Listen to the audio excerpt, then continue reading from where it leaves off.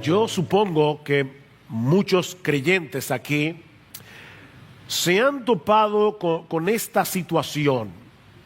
Estamos predicando el evangelio a una persona inconversa, pero esta persona está argumentando y argumentando y argumentando hasta que llega un punto en que te das cuenta que no tiene caso continuar. ¿Te ha pasado eso?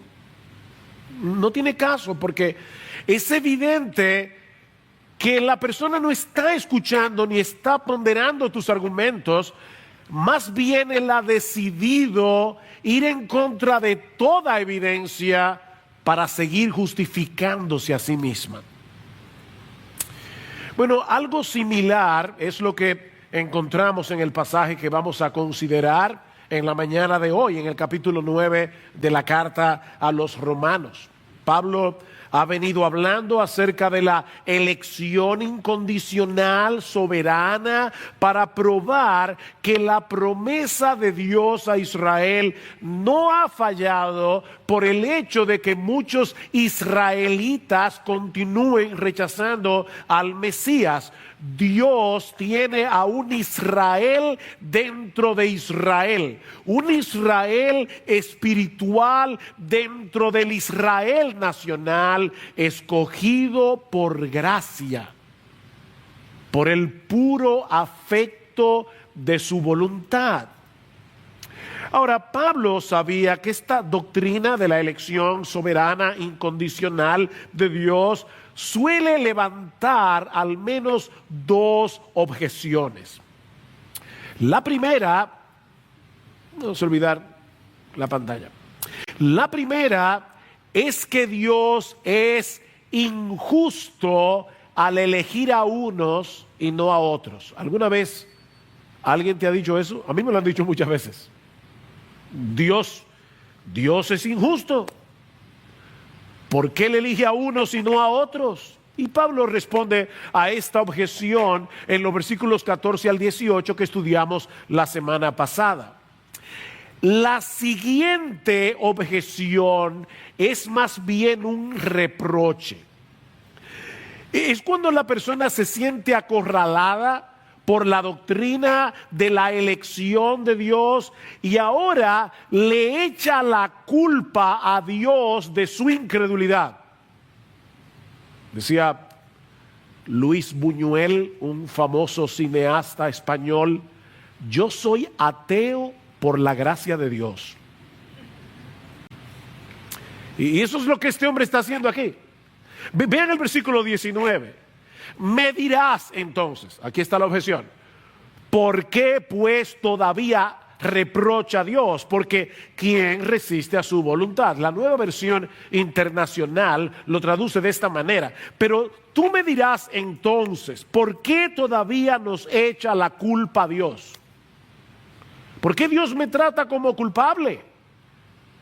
¿Quién puede oponerse a su voluntad? Pablo acaba de decir en el versículo 18 que del que quiere Dios tiene misericordia y al que quiere endurece. De ahí la pregunta del oponente de Pablo: ¿cómo puede un Dios así juzgar a los seres humanos? Si Él ha determinado en su soberanía lo que hará con cada uno. Y de nuevo, mis hermanos, tenemos que insistir en el hecho de que si Pablo hubiera enseñado que Dios escoge a los que Él sabe de antemano que van a creer en Cristo, no se hubiera levantado esa objeción. Si eso fuera lo que Pablo hubiera enseñado. Pero lo que levanta este cuestionamiento es precisamente la enseñanza de Pablo sobre la soberanía absoluta de Dios en la salvación de los pecadores. En otras palabras, el oponente de Pablo entendió perfectamente lo que él está enseñando, pero está llegando a una conclusión equivocada. Yo puedo entender una enseñanza, pero entonces inferir cosas que son erróneas. Porque la inferencia o la conclusión a la que ha llegado el oponente de Pablo es esta: si Dios es soberano, entonces yo no soy culpable. Yo no tengo responsabilidad. No soy responsable de mis pecados. Ni siquiera soy responsable de ser incrédulo, porque Dios es soberano. Pablo no está tratando aquí con un creyente confundido, que desea de corazón tener un mejor entendimiento de esta doctrina. Por favor, Pablo, explícame mejor este tema de la elección incondicional, porque yo no acabo de entender cómo es que Dios opera en el corazón de los hombres para traernos a salvación. ¿Tú me pudieras dar un poco más de explicación? No, eso no es lo que tenemos aquí. Eso no es lo que está pasando aquí. El oponente de Pablo está indignado con Dios. Él está criticando la forma de actuar de Dios. ¿Cómo se atreve Dios a juzgar a los hombres, a juzgarme a mí? Si a final de cuentas nadie puede resistir su soberana voluntad.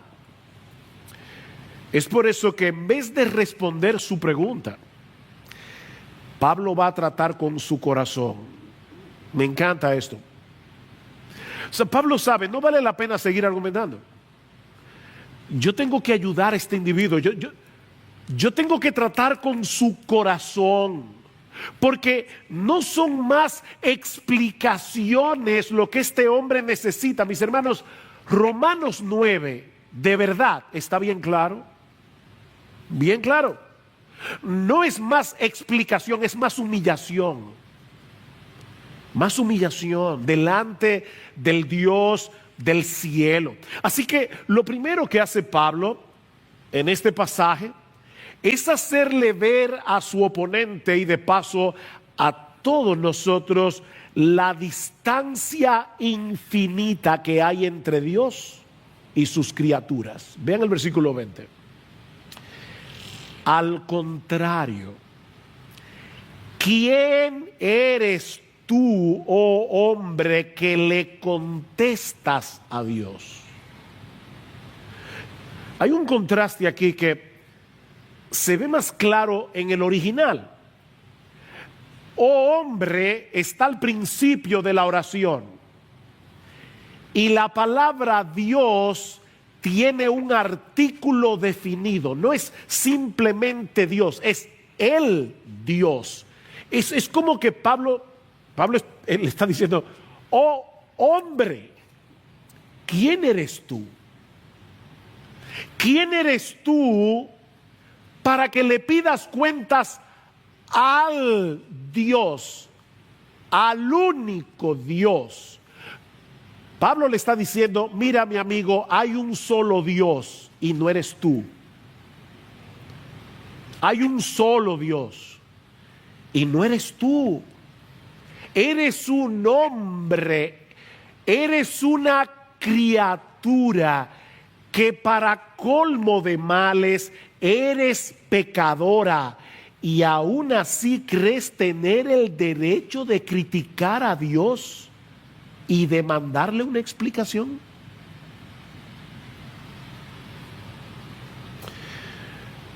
Y Pablo le va a decir: ¿dirá acaso el objeto modelado al que lo modela: ¿por qué me hiciste así? Ahora, la idea detrás de esta comparación que Pablo está usando aquí no es que el hombre sea un objeto inerte como una masa de barro en la mano del alfarero. No, el hombre posee una voluntad racional, porque fuimos creados a imagen y semejanza de Dios. Nosotros tenemos intelecto, tenemos voluntad, tenemos emociones. Lo que Pablo quiere hacernos ver con esta comparación es cuán absurda es la actitud de una criatura que se atreve a criticar a su hacedor. Eso es tan absurdo como imaginar a una masa de barro criticando al alfarero por lo que él ha decidido hacer con ella. Esta era una ilustración muy conocida para los judíos, porque aparece varias veces en el Antiguo Testamento. Por ejemplo, en Isaías capítulo 29, versículo 16, Dios le dice a su pueblo: ay de los que van muy hondo para esconder sus planes al Señor y realizan sus obras en tinieblas y dicen: ¿quién nos ve o quién nos conoce? ¡Qué equivocación la vuestra! ¿Es acaso el alfarero como el barro, para que lo que esté hecho diga a su hacedor: él no me hizo? ¿O lo que está formado diga al que lo formó: él no tiene entendimiento? ¿Ustedes creen que el alfarero que está haciendo su taza no conoce la taza bien? Él la hizo. Es la misma idea que encontramos en Jeremías 18. Dios le ordena a Jeremías que vaya a casa del alfarero, y cuando llega lo encuentra haciendo una vasija de barro que se echa a perder. Así que el alfarero tiene que hacerla de nuevo, y el texto en Jeremías dice: según le pareció mejor al alfarero hacerla. Y entonces Dios le dice a Jeremías: ¿no puedo yo hacer con vosotros, casa de Israel, lo mismo que este alfarero? Declara el Señor. He aquí como el barro en manos del alfarero, así sois vosotros en mi mano, casa de Israel. Wow. Él es el creador. Nosotros somos sus criaturas. ¿Ustedes se imaginan a una masa de barro molesta con el alfarero porque la convirtió en taza en vez de plato? ¿O porque le hizo una asa demasiado pequeña? Mi esposa, Gloria, en estos días me dio una ilustración más criolla. Aquí tenemos a una mujer con harina y agua, y resulta que la masa está peleando porque la hizo yaniqueque en vez de pastelito. Yo sé que mueve a risa. Yo lamento los que están viendo esto de otro país, no van a entender nada, pero yo sé que mueve a risa, pero hermanos, es precisamente la ironía que Pablo nos está presentando aquí. Dice John Stott: estas personas se niegan a permitir que Dios sea Dios. Como si el alfarero se hubiera convertido en la vasija y la vasija en el alfarero cambiaron de posición. Spurgeon es más contundente. Spurgeon dice: los hombres permitirán que Dios esté en todas partes menos en su trono. Dios puede estar en cualquier lugar menos en su trono. Le permitirán formar mundos y hacer estrellas, dispensar favores, conceder dones, sostener la tierra y soportar los pilares de la misma, iluminar las luces del cielo y gobernar las incesantes olas del océano. Pero cuando Dios asciende a su trono, sus criaturas rechinan los dientes. Ese es el problema. Yo quiero un Dios controlable, un Dios al que yo pueda manipular.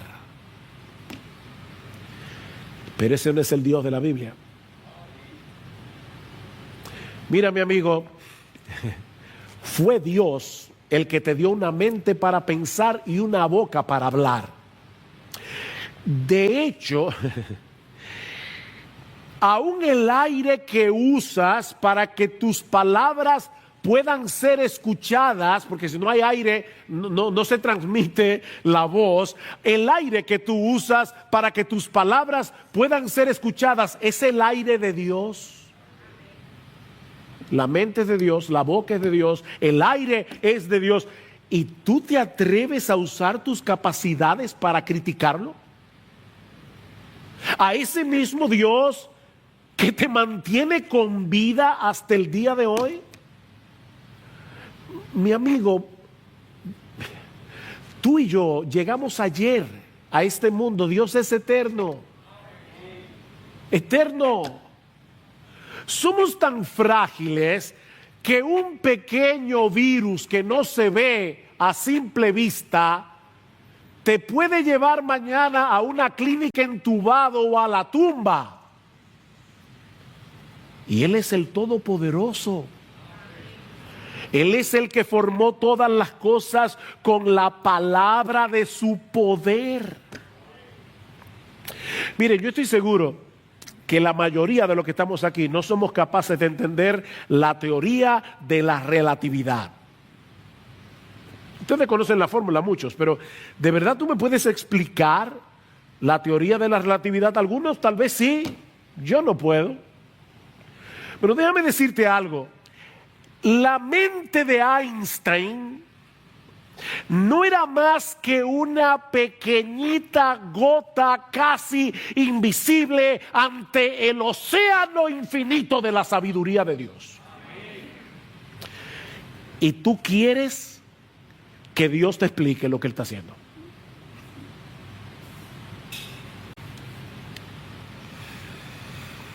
Aquí tenemos a este hombre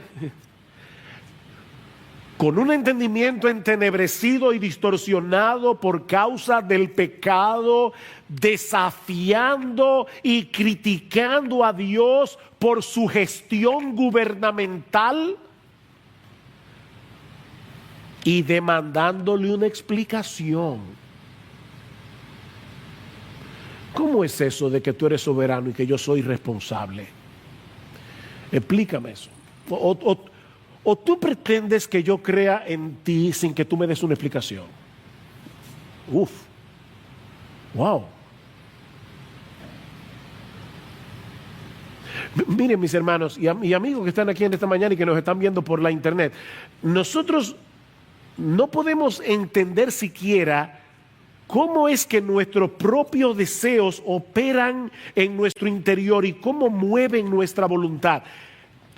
Tú no te entiendes a ti mismo, de verdad. Yo no entiendo cómo es que yo opero. No, yo sé que yo deseo cosas, pero yo no sé cómo es que los deseos operan en mi corazón, cómo mueven mi voluntad para que yo quiera una cosa en vez de la otra.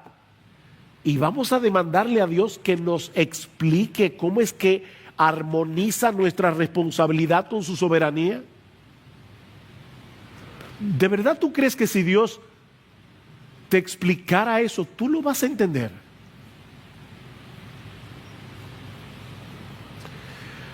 Oh hombre, ¿quién eres tú?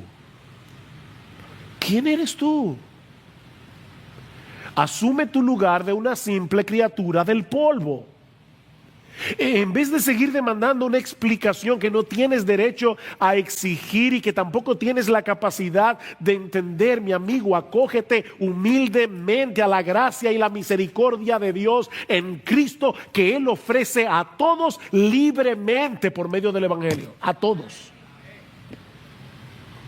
A todos libremente. Si tú no vienes es porque no quieres. Pero Pablo no solo le hace ver a este hombre que hay una distancia infinita entre nosotros y Dios, sino también que Dios tiene el derecho y la autoridad de dispensar su justicia y su misericordia como Él quiera. Para eso es Dios. Vean otra vez versículo 20 y 21. Al contrario, ¿quién eres tú, hombre, que le contestas a Dios? ¿Dirá acaso el objeto modelado al que lo modela, ¿por qué me hiciste así? ¿O no tiene el alfarero derecho, potestad sobre el barro, de hacer de la misma masa un vaso para uso honorable y otro para uso ordinario? Yo creo que aquí la Reina Valera del 60 es mucho más precisa en la traducción. ¿O no tiene potestad el alfarero sobre el barro para hacer de la misma masa un vaso para honra y otro para deshonra? Aquí tenemos al alfarero teniendo en sus manos una masa de barro dañada por el pecado. Eso es importante, mis hermanos. No lo olvides. toda la masa está dañada. Pero Él decide hacer de esa misma masa un vaso para honra y otro para deshonra. Él no está actuando con injusticia, como ya Pablo ha demostrado en los versículos 14 al 18, porque toda la masa merece ser destruida en el infierno, toda la masa entera. Mira, mi amigo, lo sorprendente no es que Dios haya decidido tratar con justicia a una humanidad pecadora, sino que haya decidido hacer de esa misma masa vasos para honra.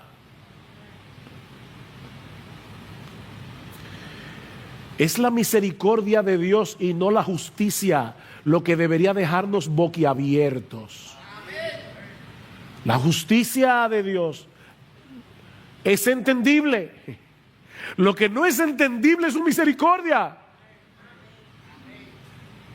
Sobre todo si tomamos en cuenta lo que Pablo ha dicho anteriormente en los capítulos 1 al 3 de Romanos sobre la culpabilidad del hombre. Yo sé que hace mucho tiempo que nosotros pasamos por esa sección de la carta, pero mis hermanos, no olviden que la carta a los romanos, voy a decir algo aquí como yo suelo decir a veces bien profundo, la carta a los romanos es una carta.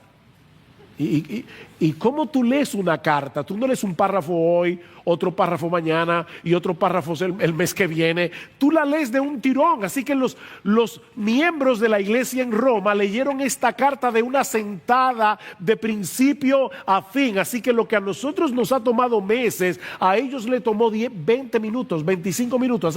Hace 20 minutos que ellos pasaron por Romanos 1, 2 y 3. Y en esos primeros capítulos de Romanos, de hecho, solo para que sepan, la carta entera a los romanos dura 55 minutos leído pausadamente. 55 minutos. Entera, los 16 capítulos. En esos primeros 3 capítulos de Romanos, Pablo nos presenta un caso contundente contra la culpabilidad humana, dejando al hombre sin excusas frente a la justicia de Dios. La masa entera está dañada, dice Pablo.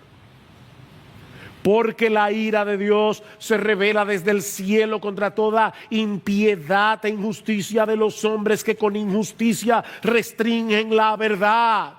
¿Y cómo están restringiendo la verdad? Porque lo que se conoce acerca de Dios es evidente dentro de ellos, pues Dios se lo hizo evidente, porque desde la creación del mundo, sus atributos invisibles, su eterno poder y divinidad se han visto con toda claridad, siendo entendidas por medio de las cosas creadas, de modo que no tienen excusa. No aguanto la tentación de decirles esto. En estos días, Gloria y yo hemos estado viendo algunos documentales y uno de ellos fue acerca de la ley de Benford. Quizás tú nunca en tu vida lo habías oído, yo tampoco. Pero es extraordinaria. La ley de Benford, por Frank Benford, quien la descubrió en el año 1936, consiste en ver, no se lo voy a explicar aquí, pero consiste en ver que en el mundo entero hay un patrón matemático inviolable, en el mundo entero. Tú tomas todos los ríos del mundo, por decirte algo, y tú los pones en orden de mayor a menor, y te vas a dar cuenta que el número que va a dar eso es una curva. Es una curva. ¿Saben cómo? Eso tú lo puedes hacer con tu cuenta de banco, tú lo puedes hacer con tu... Yo no sé con cuántas cosas. Eso es impresionante. La ley de Benford. Y Gloria y yo veíamos el documental y el tipo que está haciendo el documental le decía a las personas, pero ¿cómo es que eso pasa? Y decía, nosotros no tenemos la menor idea. Y yo decía, claro que no tienen la menor idea, porque han sacado a Dios de la ecuación.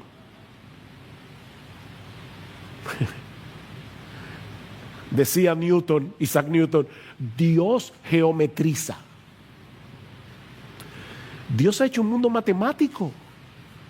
¿Saben para qué? Para que la gente que sabe de matemática lo pueda ver. Pero ellos se niegan a ver lo que es evidente. Y Pablo dice, no tienen excusa. No tienen excusa, pues aunque conocían a Dios, no le honraron como a Dios, ni le dieron gracias, sino que se hicieron vanos en sus razonamientos y su necio corazón fue entenebrecido. Profesando ser sabios, se hicieron necios, dice Pablo. Duras palabras. Y más adelante en Romanos capítulo 3, versículo 19, Pablo va a decir, para que toda boca se calle y todo el mundo se ha hecho responsable ante Dios. ¿Ven? Responsable. Somos moralmente responsables. No somos títeres, no somos robots. Dios es soberano, el hombre es responsable. El hecho de que nuestra mente finita sea incapaz de armonizar ambas cosas no elimina nuestra culpabilidad. De manera que Dios está en su pleno derecho de manifestar su gloria, otorgándole misericordia al que Él quiere y tratando con justicia a los demás. Él tiene derecho. Ese es el argumento de Pablo en los versículos 22 al 24. Y una vez más, voy a citar la Reina Valera porque creo que va a ayudar a ver el flujo de pensamiento. Dice el apóstol Pablo, versículo 22, Reina Valera, y que si Dios, queriendo mostrar su ira y hacer notorio su poder, soportó con mucha paciencia los vasos de ira preparados para destrucción, y para hacer notorias las riquezas de su gracia, las mostró para con los vasos de misericordia que Él preparó de antemano para gloria, a los cuales también ha llamado, esto es, a nosotros, no solo de los judíos, sino también de los gentiles. ¿Se dieron cuenta que Pablo 2 veces dice hacer notorio, dar a conocer? Dios hace las cosas como las hace para que su gloria sea más ampliamente revelada por medio de su justicia y por medio de su misericordia. No se trata de una cosa o la otra, son las dos cosas a la vez. Dios tiene potestad de soportar con paciencia la soberbia de los incrédulos, como hizo con Faraón. Una plaga y Faraón resiste. Dios pudo haber dicho, se acabó Faraón. No, y otra plaga, y otra más, y otra más, y Dios soportando a Faraón, con paciencia. Algo interesante en el texto es que Pablo deja ambiguo quién fue que preparó esos vasos para destrucción. Él no lo dice.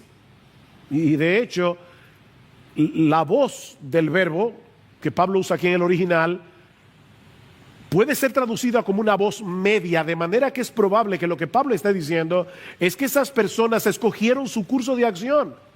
Ellos decidieron seguir en impenitencia. Ellos se prepararon a sí mismos para la destrucción. Porque luego Pablo es más explícito, o totalmente explícito, cuando habla de los vasos de misericordia. Dice, Él los preparó de antemano. ¿Ven? Activamente. Él.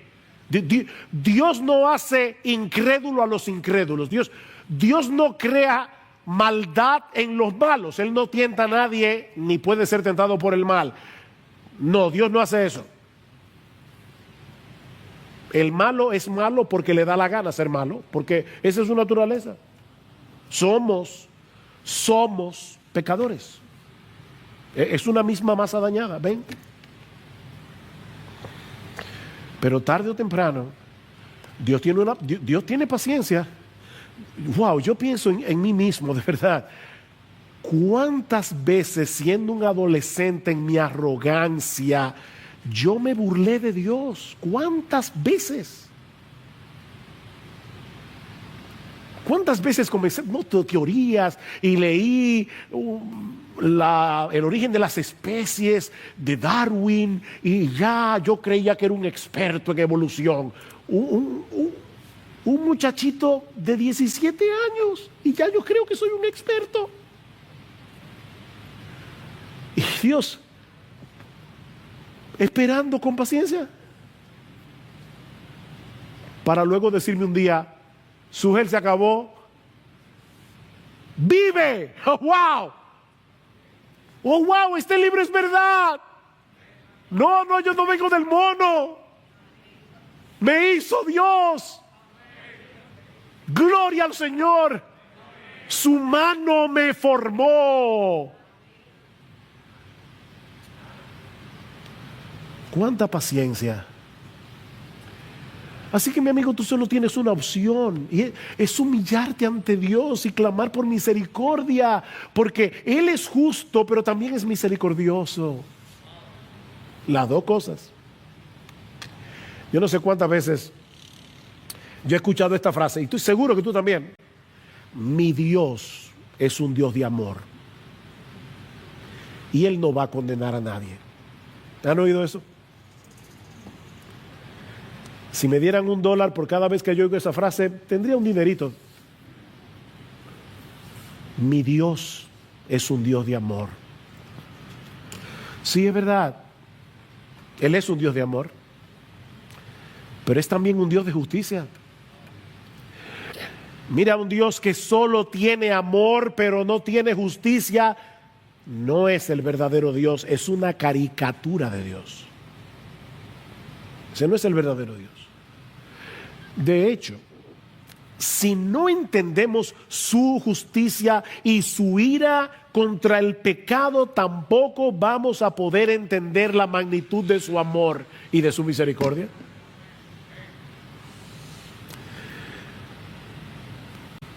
Mis hermanos, ¿por qué la segunda persona de la Trinidad tuvo que hacerse hombre y morir en una cruz siendo inocente? ¿Por qué?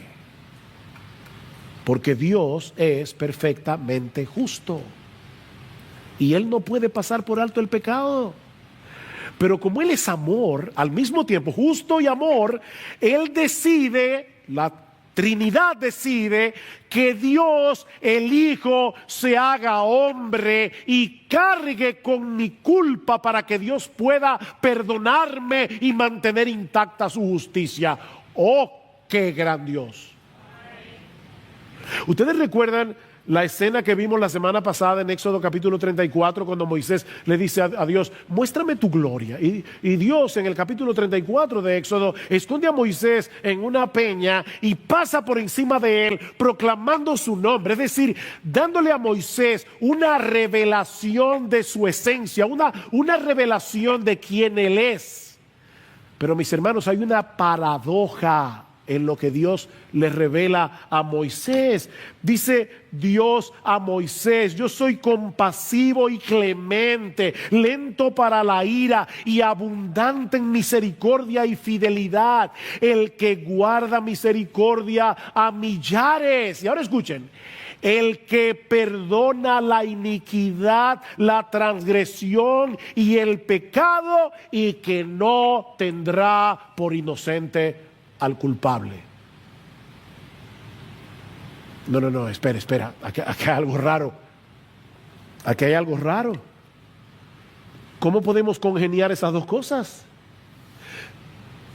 Si Dios no tendrá por inocente al culpable, y todos somos culpables, ¿cómo Él puede perdonar la iniquidad, la transgresión y el pecado? No parece lógico. Él no tendrá por inocente al culpable y todos somos culpables. No puede perdonar a nadie, pero Él dice que Él perdona. ¿Cómo lo hace? Para entender esta paradoja tenemos que meter a Cristo en la ecuación.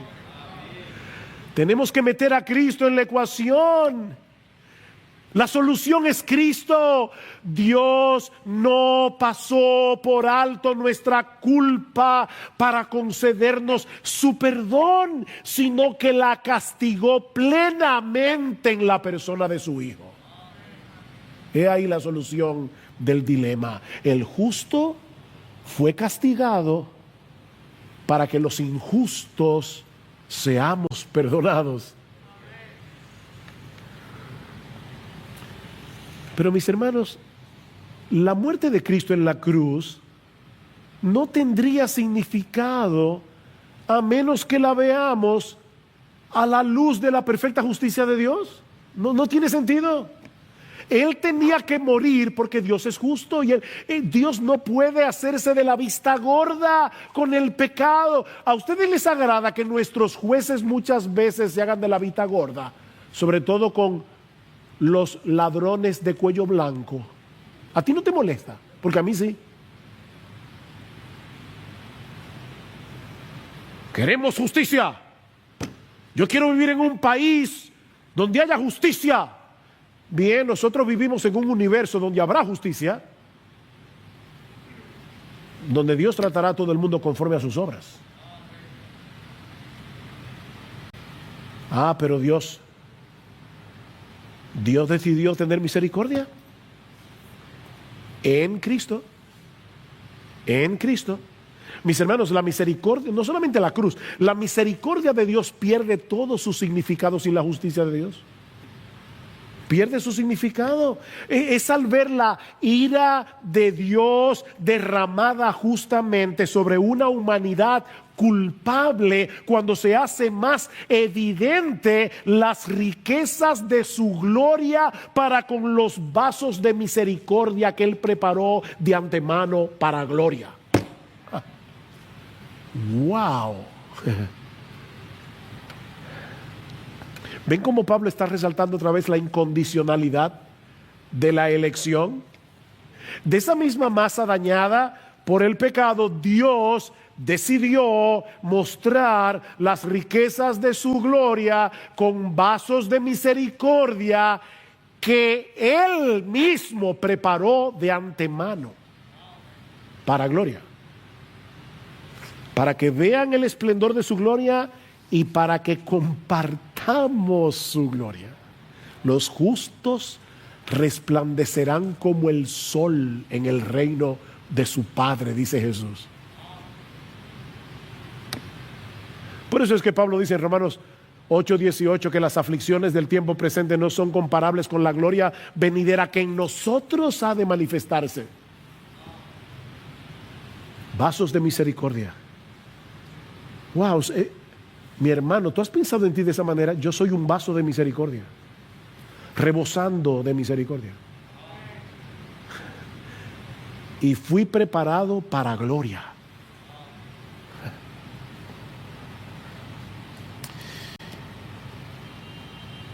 Y Pablo añade en el versículo 24, a los cuales también llamó.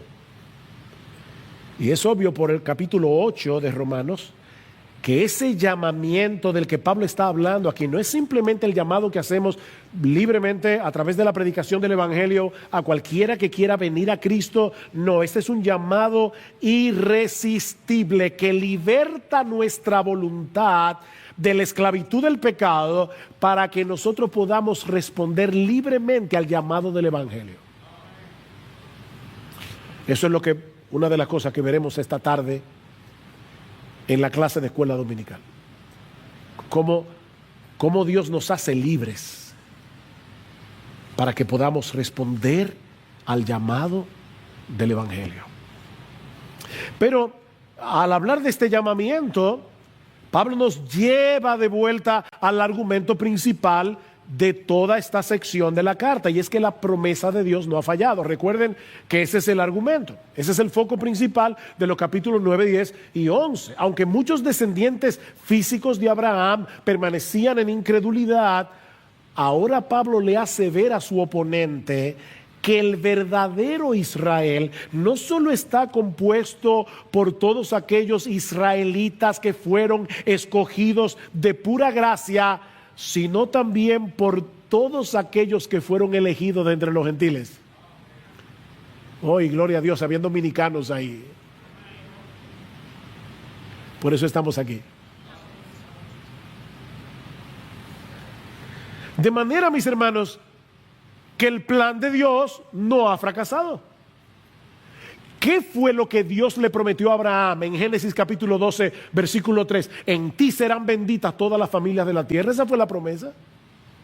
Y más adelante en el capítulo 22, versículo 18, Dios le dice a Abraham: y en tu simiente serán bendecidas todas las naciones de la tierra.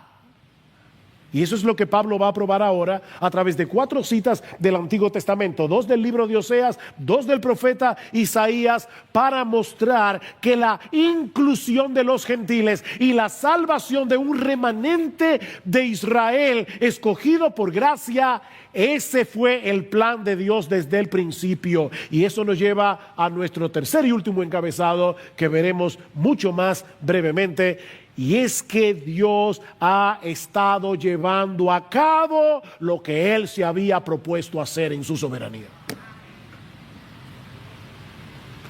Dios está haciendo lo que Él dijo que iba a hacer.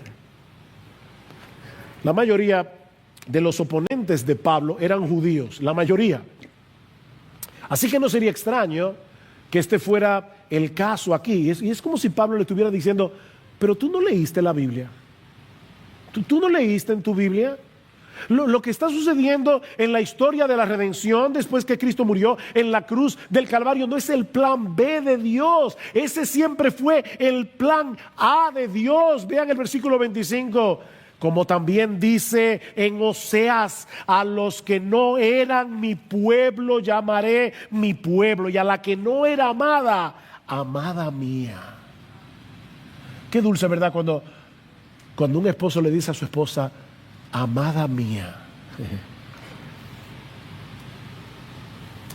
En el tiempo de Oseas, el reino del norte se había apartado de Dios, se había entregado por entero a la idolatría, es decir, que espiritualmente hablando se habían convertido en una nación adúltera, y Dios los castigó usando a la nación de Asiria en el siglo 8 antes de Cristo como instrumento de juicio. Israel fue esparcido entre las naciones y tratados como una nación gentil, como si no fueran el pueblo de Dios.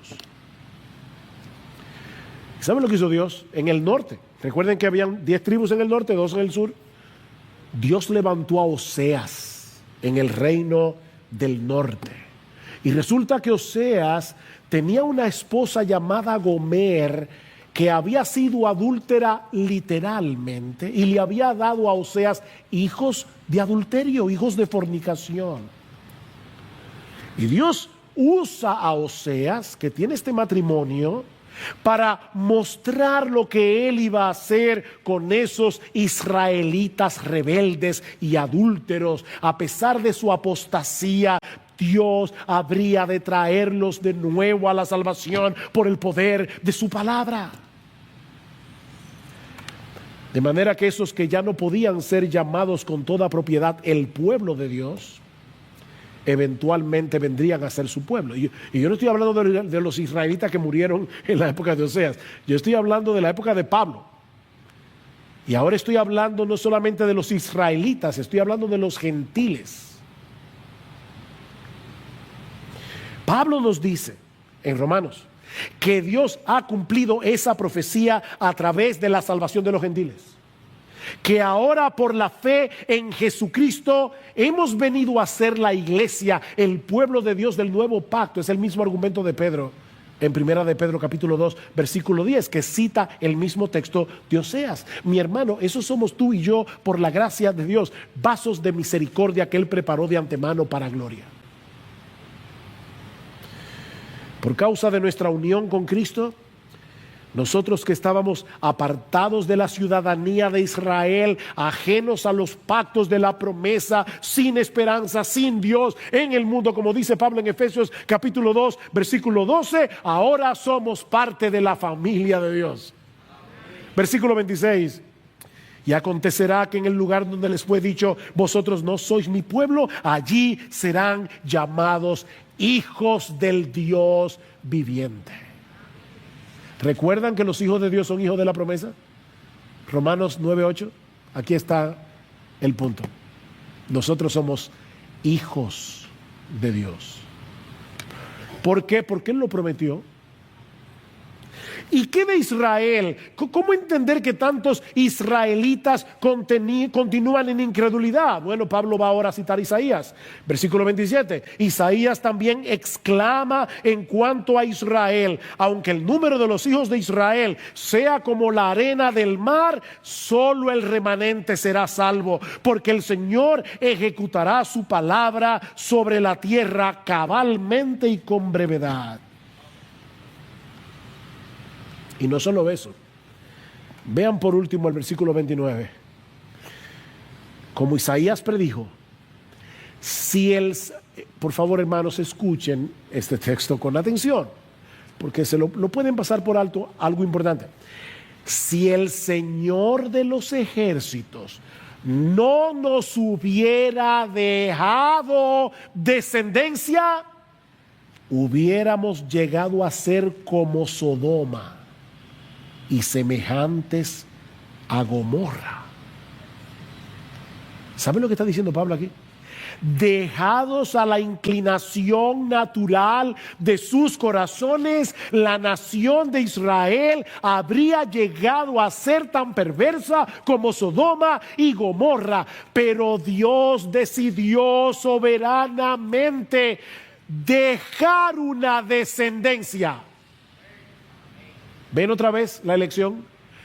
Dios dejó una descendencia, un remanente escogido por gracia. Eso es lo que Pablo va a decir en Romanos capítulo 11, versículo 5. Y de la misma manera también ha quedado en el tiempo presente, dice Pablo en su época, un remanente conforme a la elección de la gracia de Dios. Un remanente escogido. De manera que la promesa de Dios no ha fracasado. Él ha estado llevando a cabo lo que desde el principio se había propuesto hacer en su soberanía: salvar a judíos y a gentiles escogidos por gracia por medio de la obra redentora de nuestro Señor Jesucristo. No, Dios nunca fracasa. Dios nunca fracasa. Mis hermanos, ¿qué aprendemos de este pasaje? ¿Qué aprendemos de este pasaje? Bueno, en primer lugar, que en vez de tratar de defender a Dios, esa es la tentación que nosotros tenemos, la tentación de defender a Dios, suavizando ciertas doctrinas de la Biblia que pueden ofender a los incrédulos. Oh no, mis hermanos, más bien debemos mostrarles la grandeza, la majestad y la santidad de Dios, para que ellos puedan ver su pequeñez y su pecado y vengan delante de Él humillados, clamando por misericordia.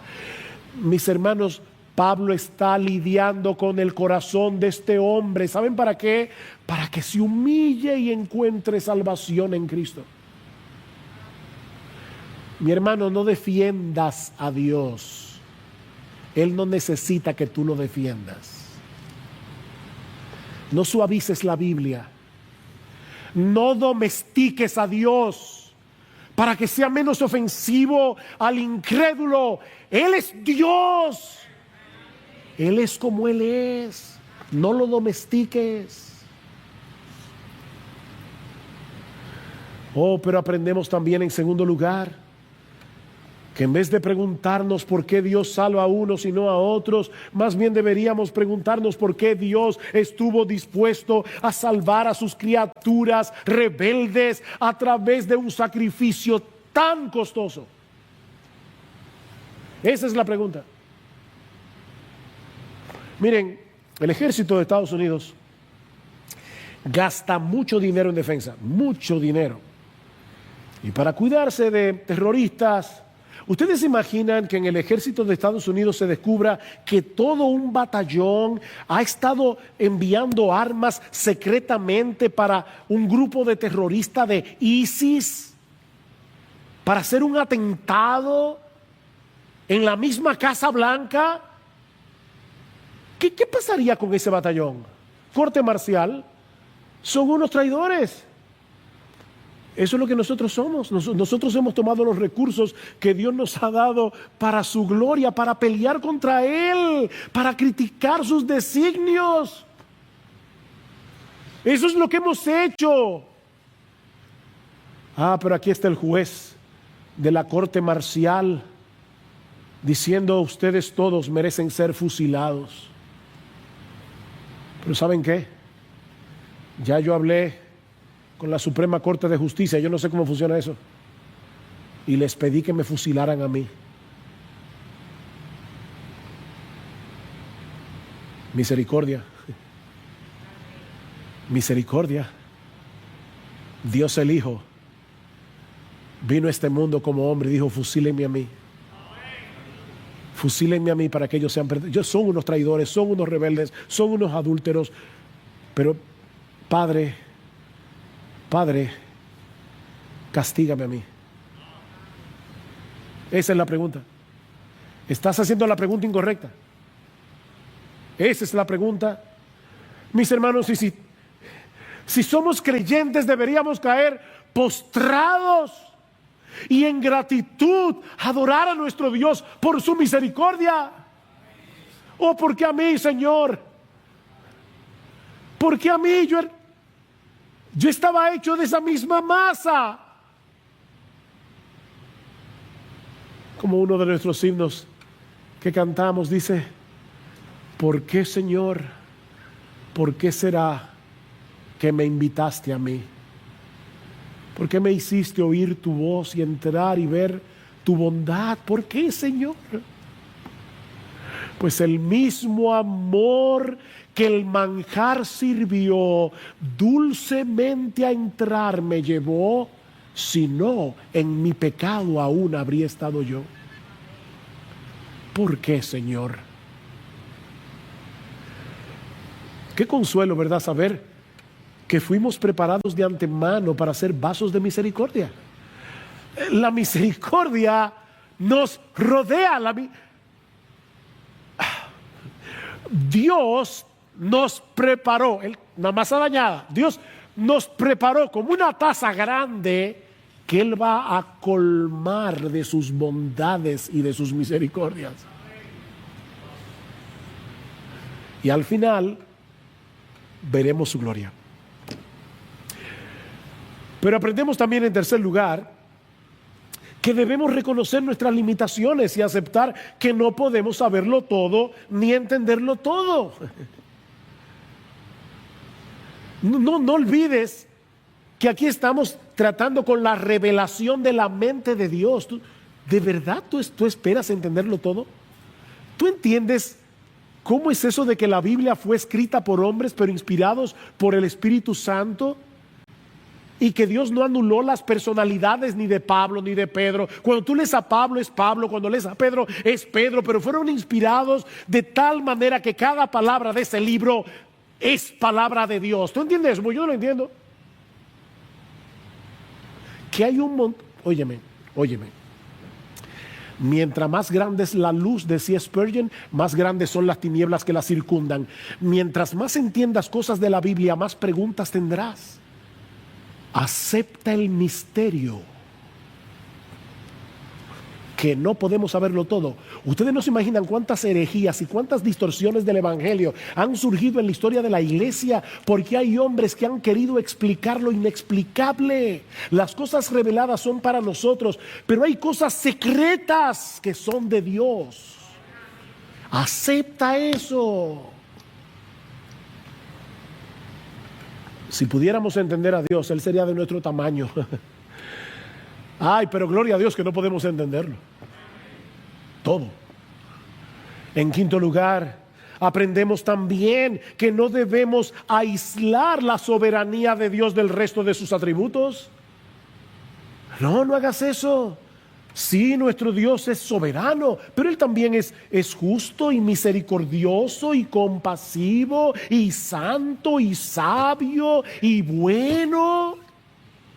Y así podremos continuar enumerando un atributo tras otro que no se encuentran en Romanos 9. No podemos aislar la soberanía de Dios de lo demás. Es este mismo Dios del que Pablo escribió 10 minutos antes o 15 minutos antes en Romanos 5, que Él demuestra su amor para con nosotros en que siendo aún pecadores, Cristo murió por nosotros. Cristo murió.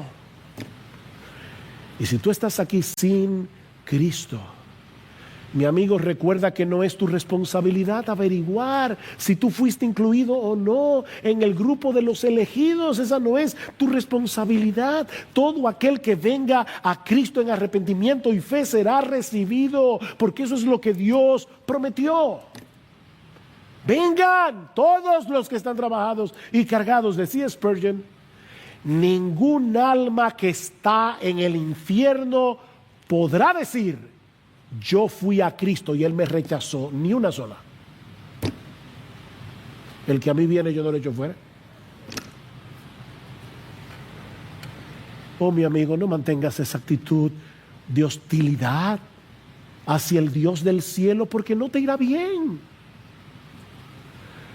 Si tú sabes que eres pecador, si tú sabes que Cristo murió en la cruz para pagar nuestra deuda con la justicia de Dios, si tú sabes que lo único que Dios demanda de ti es que pongas toda tu confianza en Jesús y en su obra de redención, mi amigo, no es más información lo que tú necesitas, es humillación. No es más información.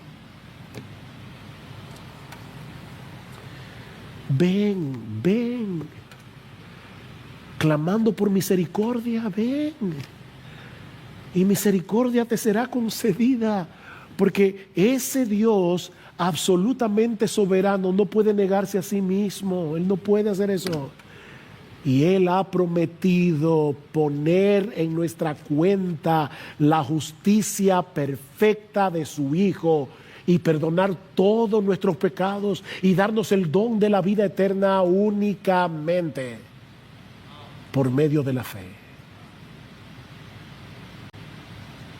Ven y serás recibido.